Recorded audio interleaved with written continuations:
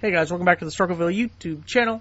Today I thought we'd go a little off topic, take it off-road a little bit, and talk about this new law that California passed last week.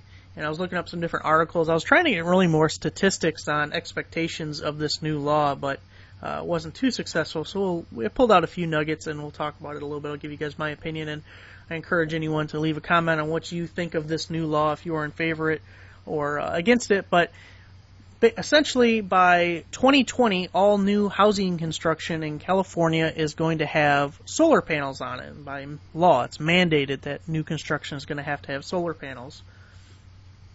And for me personally, it's a really interesting topic because I think most of my political beliefs are libertarian, but also I'm pretty environmentalist. So it kind of is a conflict in those two political beliefs of mine, because obviously I really like alternative energy, solar power, wind power, things of that nature, but also I kind of feel like the government needs to just stay the hell away from me. We have a good relationship. I don't ask for free government money. I pay them the taxes they ask for, and otherwise I expect them to leave me the hell alone. And usually that works out, but in this case, anyone with my mindset in California probably isn't too happy about this new law. And if we go into a couple of the bullet points and just some of the cliff notes of this particular article, it says regulation takes effect in 2020, and economists warn that it could raise the upfront cost of one of America's most expensive housing markets.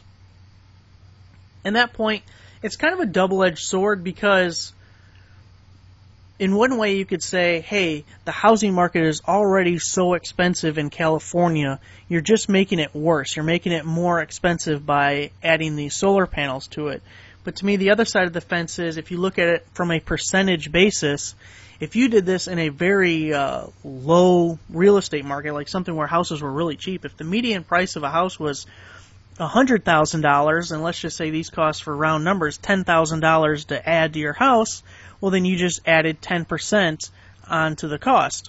But if the average house cost, which it says somewhere in here, is $500,000, and you're adding $10,000 to it, well, it's not nearly as much percentage-wise. So in that way, it's less of a burden to those people because they already have a huge goddamn mortgage payment.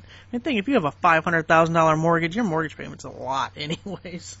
So it also says, where else was it? Talking about the energy bills, the Energy Commission calculated that this would add about $40 per month to the average mortgage payment, but would be offset by $80 in savings on monthly heating, cooling, and lighting bills.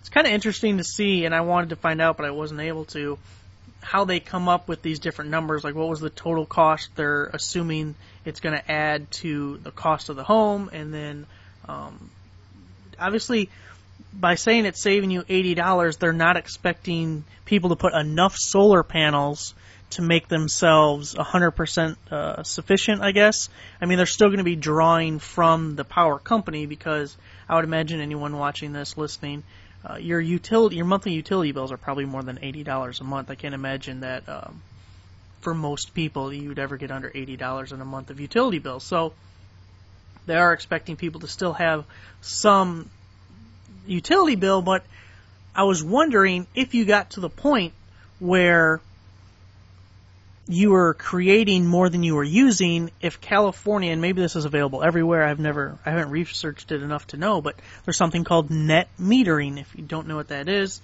the electric company will subtract from your bill how much you created. So if you created 80% of your own energy, well, then you're only going to pay 20%. If you created more than you used, then you actually supplied the power grid with additional energy, then they'll actually cut you a check based on, whatever the kilowatt rate and stuff is. I don't know exactly how it works, but you can actually make money that way. So I wonder if California is a state that does that, or if there's other, if there's counties, states, localities, I guess, is what I'm trying to say, that allow that within California, because it would be kind of interesting if you could actually make money off of it. But the main problem with solar panels currently is that they cost so damn much.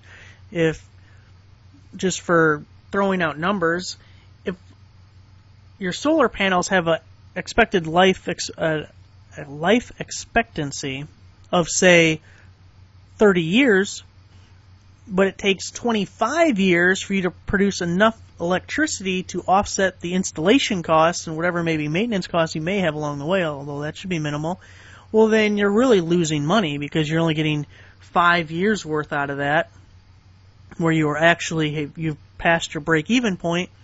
And if right in the beginning you just invested that money in mutual funds or something similar, you would very likely be way ahead by doing that. So in a general sense, a lot of these alternative energies are just for someone who's trying to do something good for the environment or whatever. It's not a good investment. It's not something you would invest in. But rolling it into the mortgage does create a different structure a little bit that maybe does make it more beneficial. And if it could save you more on your utility bills than what you're actually paying, that's a good thing. But what they're also not calculating, I don't believe, when they make this statement, is that you're also going to pay interest on the additional money that it costs to put those on the roof. So it's something I'm definitely kind of back and forth on. I like the idea. Like, if everyone voluntarily put solar panels on their houses, I'd be all for it. Or with metal roofs becoming very popular, at least around the Midwest, I don't know about other sections of the country, if there was a company that started somehow embedding solar panels on these metal roofs and you could do it for the same price and people on their own went that direction, I would love it. I would be ecstatic. But something about the government telling you you have to do it, I can't get behind. So it sucks for me. I wish there was a better way of coming up with this. They also talked about leasing the solar panels and as a way to reduce the cost. So instead of buying the solar panels when the house is built, I'm assuming that's for someone who is, the house hasn't already been built because it would already have the solar panels on it. But leasing just sounds like an awful idea to me. Leasing anything, you're going to get screwed in the long run. So I don't know about that. So anyway, guys, I thought it was just kind of interesting to go a little off topic today and talk about this new law passed in California. So let me know what you think. Are you in favor of a law like this? Are you against it? What do you think of solar panels? Is it something you would ever consider? Is it cost prohibitive at this point? And yeah, thanks for watching, guys.